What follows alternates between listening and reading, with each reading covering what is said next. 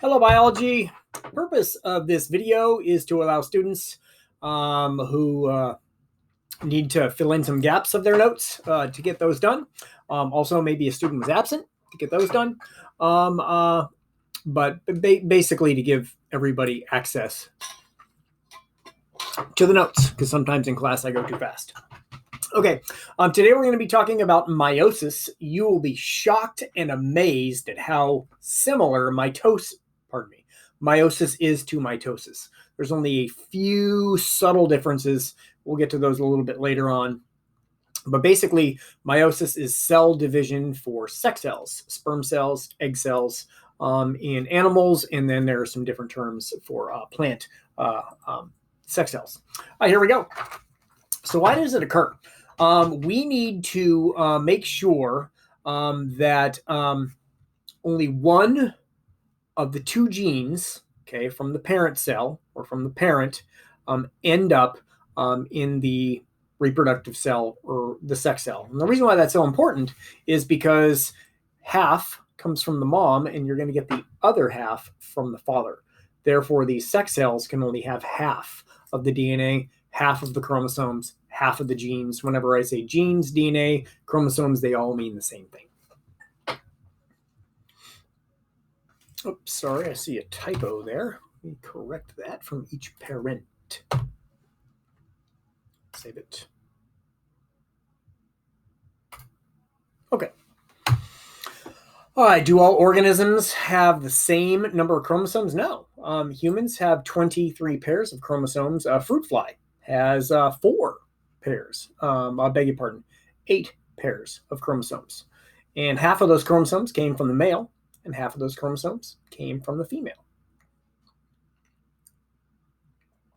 Also, if you have muted me, not taking it personally, although there's no way I would ever know that you muted me, the way that you will know if I am getting ready to go ahead to the next slide is I would point at the camera for a few seconds, and then I'm going to hit the space bar. Just like now. Okay, sets of chromosomes in an organism, they're referred to as homologous. It's kind of similar to the whole sister chromatid thing, but they are not identical. Homologous chromosomes, remember, chromosomes come in pairs, okay? So chromosome number 1 has another chromosome number 1. And half of that chromosome came from the mother, and half of that chromosome came from the father. So we call those pairs homologous to one another. So if we're talking about the fruit fly, each of the 4 that came from the male parent has a matching chromosome from the female parent, and those are referred to as homologous chromosomes. All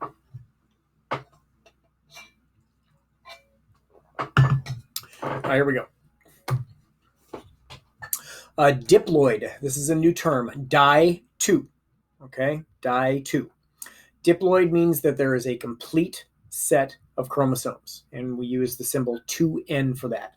Body cells, somatic cells are diploid.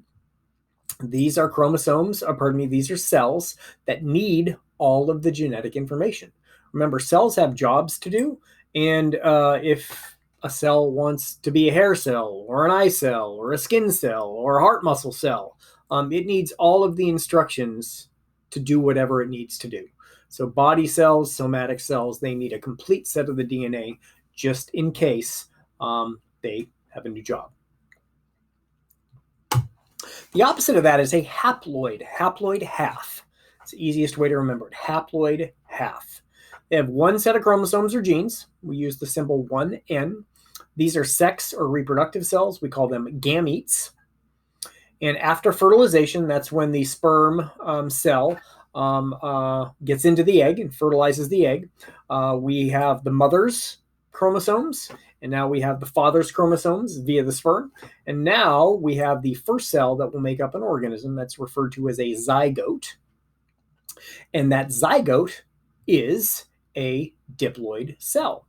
Haploid egg, haploid sperm, diploid zygote.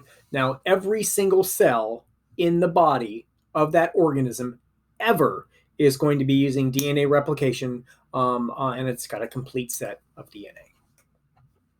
Moving on. Okay, please use this as an opportunity to practice with your notes. Take a look back at number 1 and number 2. In each set of chromosomes, one comes from the who and one comes from the who. One comes from the mom and one comes from the dad. Nice job. In each pair of chromosomes, each individual chromosomes is considered to be blank to the other. Choose the best answer because technically both of those answers are correct. Correct answer is homologous. So if a chromosome pair, 2 chromosome number 1s are homologous to one another. All right, a cell that has both sets of chromosomes is considered to be what? Haploid or diploid, while a cell that has one chromosome of the pair is considered to be haploid or diploid. Yeah, correct answer is diploid in the first one and haploid in the second one. Okay, here we go. So meiosis, cell division that cuts the number of chromosomes in half. A 2N parent cell turns into 4 1N sex cells. Okay, remember in mitosis there were 2 daughter cells. In meiosis you get 4 daughter cells. And that kind of makes sense because if you end up with 2 daughter cells from mitosis from one division, and in meiosis you have 2 divisions, each one of these daughter cells is also going to produce daughter cells. 2 times 2 is 4. Mitosis, 1 division. What about meiosis? It's got 2 divisions. We call it meiosis 1. We call it meiosis 2. The second division cuts the chromosome number in half. Basically, think of meiosis 1 being identical to mitosis. Okay, you get 2 daughter cells. You have a complete set of chromosomes after meiosis 1. There is something that happens in prophase 1 that we're going to talk about in just a little bit. But think of meiosis 1 getting 2 daughter cells that are diploid. They have a complete set of chromosomes as being the same as mitosis. Okay. All right, moving ahead. All right, so this is what it looks like. All right. So remember interphase during the S phase, the chromosomes, the DNA replicates. All right. So we are starting with 2 pairs of homologous chromosomes. 2 pairs of homologous chromosomes. All right. We get 2 daughter cells. So now we have 1 pair of chromosomes. 1 pair of chromosomes. By the way, these are both diploid. Okay, these are both diploid cells. All right. Think of these 2 cells as being identical to the parent cell. This is before replication. Okay, so we basically got, if you took this and you made an X out of it and you took this and made an X out of it, don't worry about the colors. Don't worry about why there's little black pieces on here. We'll get to that in just a little bit. So these are identical to what the parent cells got. Okay, then you go through a second division and notice there's only 1 chromosome, or actually, beg your pardon, 2 halves of a 2 half chromosomes. 2 half chromosomes. Here we had 2 whole chromosomes. Okay, 2 half chromosomes, 2 half chromosomes, 2 half chromosomes, 2 half chromosomes. These 4 daughter cells are haploid. These 2 daughter cells are diploid. Meiosis 1 produces diploid daughter cells. Meiosis 2 produces 4 haploid daughter cells. Okay, during interphase, same like mitosis. DNA replication, you double the DNA, you double the chromosome number. You have to double the chromosome number because if you don't double it, you're not going to get the same amount when you cut it in half. So it makes sense. If you have 1 chromosome in this organism, okay, and you don't replicate the DNA, you end up with a half a chromosome. And if we're talking about a body cell, that's not going to work. So what you have to do is you have to take that 1 chromosome and you have to double it.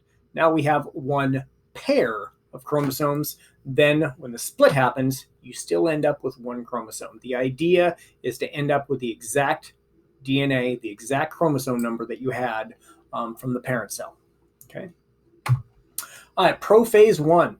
Each chromosome groups with other homologous chromosome with the other. Sorry, finding mistakes. The other homologous chromosome to form what is called a tetrad. And a tetrad is 4 chromatids.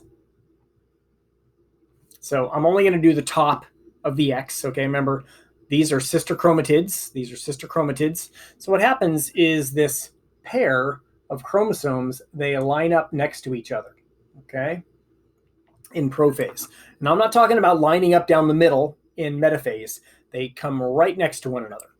And by the way, this doesn't always happen, but if crossing over does happen, it happens in prophase 1 of meiosis. Crossing over timing and importance, if it happens in prophase 1. And along with mutations, so remember, mutations are those letter changes that you can have during DNA replication. And remember, those letter changes could lead to new proteins, they could lead to new enzymes, they could lead to new characteristics, okay? This is the second opportunity for an exchange, a change in genetic material, a change that could lead to new characteristics. So crossing over during prophase 1 of meiosis, and mutations are the only source of genetic variation in sexually reproducing species. Humans, we're sexually reproducing. That's how we get offspring, okay? Cloning, budding, if we're talking about yeast, that's basically mitosis. They don't use sexual reproduction, and they are clones, okay?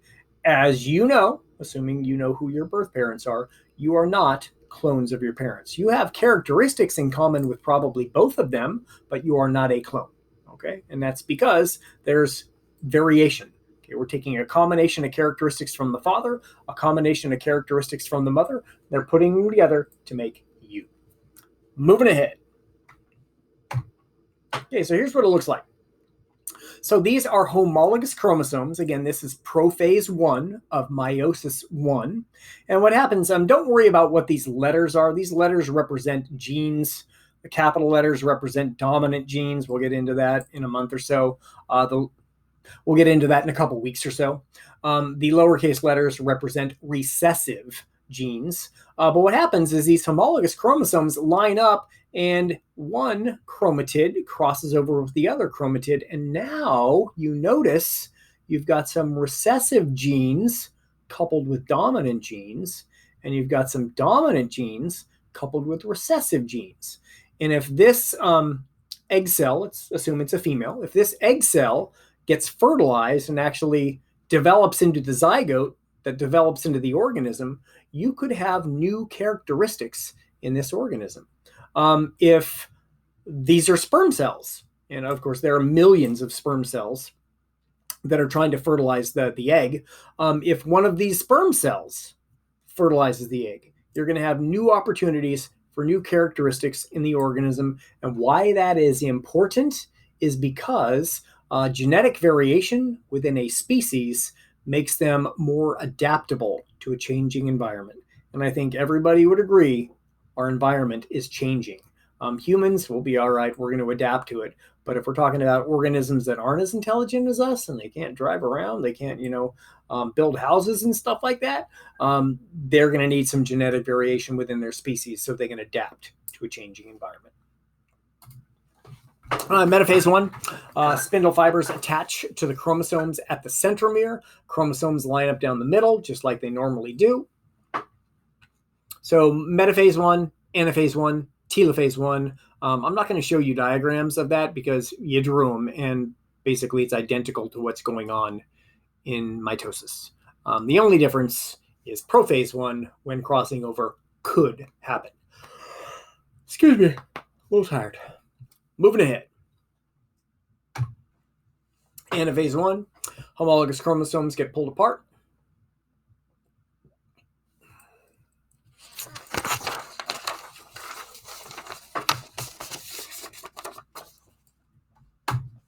Telophase 1 and cytokinesis. Nuclear membranes form in two diploid daughter cells. The cell pinches inward in animal cells, or a cell plate and cell wall form if we're talking about plant cells, just like mitosis.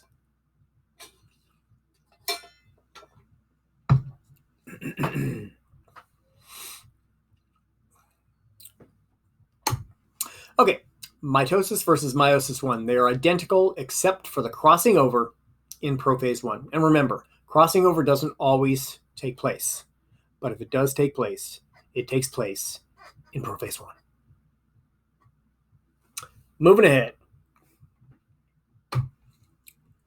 Why is crossing over important for a species? And I don't know if I actually had this explicitly. Oh, yeah. Take a look at number 10. Take a look at number 10. What could crossing over lead to if it happens? Yeah, it could lead to new characteristics in an organism. And if an organism has new characteristics, it's possible those characteristics might give it an advantage in nature. And especially because nature isn't as stable as it used to be 50, 60, 70, 100 years ago. And there are lots of fast changes that might allow the organism to survive. Whereas if they didn't have crossing over and they didn't gain this new characteristic, maybe they wouldn't survive. Oh my gosh, Paulus, are you serious? All right, let's see if we can match these up.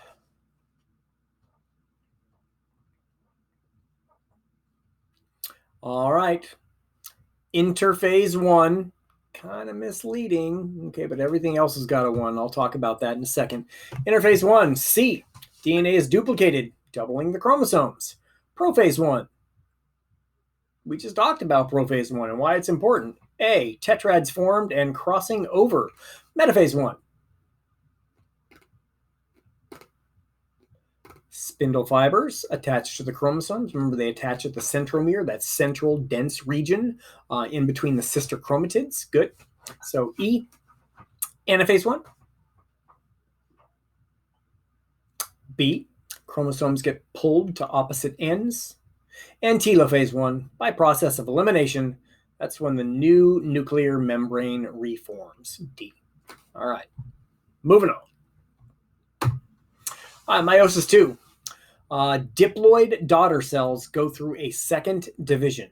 And meiosis 2 is really important because if you take a complete set of chromosomes from the mother and a complete set of chromosomes from the father, you have too many chromosomes. So we need that second division to cut those daughter cells' chromosomes, DNA, genes, whatever you want to call it, in half. Another interphase? No, there's not another interphase. If there was another interphase, we would be doubling the chromosomes again, and then our daughter cells would end up with a complete set of chromosomes. There's no interphase 2. No interphase 2. Okay? We need to leave it the way it is with those 2 daughter cells that are diploid, and then we need to run them through another division, each one, all right? And then we're going to get 4 daughter cells that have half of the chromosomes. That's what we want because we're going to get the other half from the other parent. So, no second interphase. Moving ahead. All right, so this is what it looks like. So we get 2 diploid. Okay, so we've got a pair of chromosomes here. We've got a pair of chromosomes here. All right. So these are both diploid, and then each one of these diploid daughter cells goes through a second division, and we end up. So this is 2 chromosomes, like chromosome number 1, chromosome number 2. Okay. Now over here, we only get half of chromosome number 1 and half of chromosome number 2. Half of chromosome number 1, half of chromosome number 2. Because the father, okay, let's assume that this is the egg cell. The father is going to have the other half of chromosome 1. Now we'll have a complete chromosome number 1, half mom, half dad. The father is going to have a half of chromosome number 2. So now we're going to have a whole chromosome number 2 after fertilization. Okay, after fertilization. And we will have half of that chromosome number 2 came from the mom, half of that chromosome number 2 came from the dad. Okay. So these are not sister chromatids. Okay. These represent half of 2 different chromosomes. Chromosome number 1, chromosome number 2. Okay. And notice they've got little pieces of each other to represent that crossing over took place. And if one of these egg cells or one of these sperm cells is involved in fertilization, it's possible that this new organism, this new child, if we're talking about humans, is going to have different characteristics. And maybe those characteristics give it an advantage. All right, moving ahead. All right, prophase 2. Same things going on as in prophase 1, except there's no crossing over. Membrane begins to break down. The centrioles move to opposite ends of the cell. Spindle begins to form. There's no crossing over. Prophase 2 is identical to what happens in mitosis. Mitosis prophase. Because remember, there's no crossing over in mitosis. Metaphase 2, chromosomes line up in the middle of the cell, just like mitosis. Anaphase 2, sister chromatids separate and move towards opposite ends of the cell, just like mitosis. I know you're tired of hearing just like mitosis, but we already learned about mitosis. So if you know about mitosis, you know about meiosis. All you got to remember is that there's 2 divisions. We create haploid cells, we create sex cells, we create gametes, we create sperm, we create eggs. What else do I want to say about that? And there are 2 divisions. Okay, so you just got to remember a few things that are different about meiosis, but you already know most of it because you know mitosis. All right, moving ahead. All right, telophase 2 and cytokinesis, membranes reform and the cytoplasm splits, and you end up with 4 haploid daughter cells. What do we call male gametes? You get 4 equally sized sperm cells. Just in case you don't know, I'm not sure if you ever learned about like anatomy or physiology of like bacteria or pond creatures. This is called a flagellum. And basically it gives the cell, the sperm cell, and this is where the chromosomes are, this is where the DNA is, an opportunity to move. And that's really important because the sperm has to, I'm not going to get into the female body parts, but it's got to get from where it starts to where it finishes and to try to fertilize the egg. I'm going to leave that for the health teachers.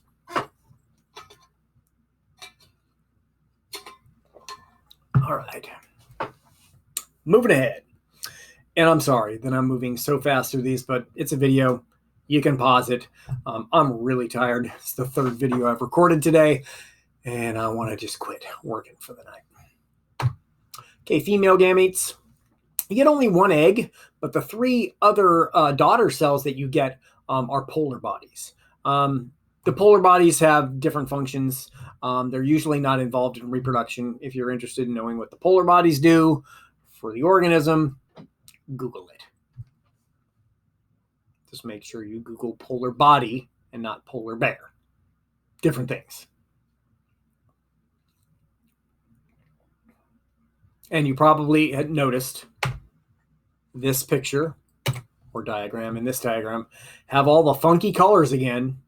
I cut all those colors out of here to eliminate confusion. Let's just go with 1 color, 2 colors. Keep it simple. All right, you guys, moving ahead. Okay, so let's sum it up. Mitosis versus meiosis. Mitosis, you get 2 genetically identical diploid, remember 2N stands for diploid cells. You have 1 division, no crossing over, and you end up with the same number of chromosomes as the parent cell. Okay. Meiosis, you get 4 genetically different haploid cells. We're assuming that crossing over has taken place, so they are genetically different, okay, than the parent cell. You have 2 divisions. You have crossing over possible, and you end up with half the number of chromosomes. We're going to do another activity where we do similarities and differences between mitosis and meiosis, but those are primarily the differences. Similarities, they both produce daughter cells. Similarities, they both have the same phases, prophase, metaphase, anaphase, telophase. The phases are in the same order. They both start with interphase and have to double the chromosome number. They're both, yeah, this is simple enough. types of cell division. There are lots of similarities, but again, we're going to do the similarities and differences separately. Okay, moving ahead. Why is there no chromosome replication before meiosis II? Take a look back at number 17. There's no interphase 2 because we can't double the chromosome number again. If we double the chromosome number again, our daughter cells end up with a complete set of chromosomes. They need half of the chromosomes. Okay. Male gametes are called blank. Female gametes are called blank.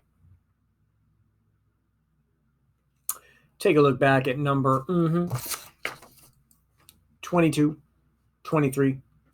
Sperm cells male, egg cells female. Gametes. What is the main difference between cells produced with mitosis versus meiosis? There are a lot of differences, but what's the most important difference? Yeah, the daughter cells have half the chromosome number, or you have diploid daughter cells from mitosis, haploid daughter cells from meiosis. And that's important because you're going to get the other half from the other parent. Mitosis, those are body cells. They're not involved in reproduction. They need all they need because they're not getting other chromosomes from anywhere else. Okay, if the body cells of humans have 46 chromosomes, a single sperm cell should have, remember, body cells are diploid, sperm cells are haploid. Do the math. Yeah, they're going to have half. They're going to have 23 chromosomes. Okay. Diploid cells are 23 pairs of chromosomes. Okay. This is just 23 individual chromosomes because the pair got split in half during meiosis II. During meiosis, the number of chromosomes per cell is cut in half through the separation of what gets separated? Yeah, homologous chromosomes get separated.